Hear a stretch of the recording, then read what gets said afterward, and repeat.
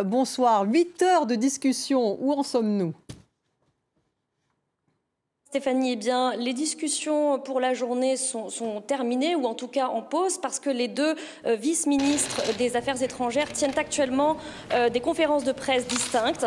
Donc voilà, c'est la troisième fois que ces délégations américaines et russes se rencontraient à Genève dans le cadre du dialogue sur la sécurité stratégique entamé après le sommet de juin dernier entre les présidents Biden et Vladimir Poutine.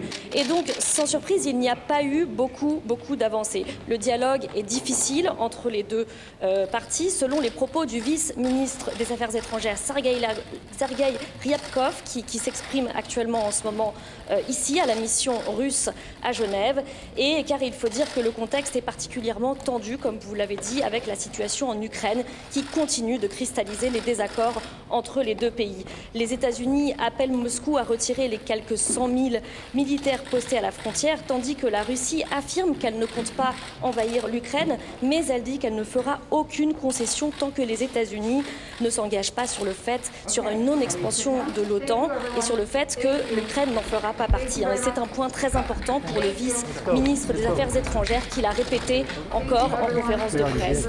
Alors, des propos qui sont évidemment irrecevables par les États-Unis, qui menacent, eux, la Russie de sanctions. Bref, le statu quo perdure pour l'instant, mais les discussions continuent.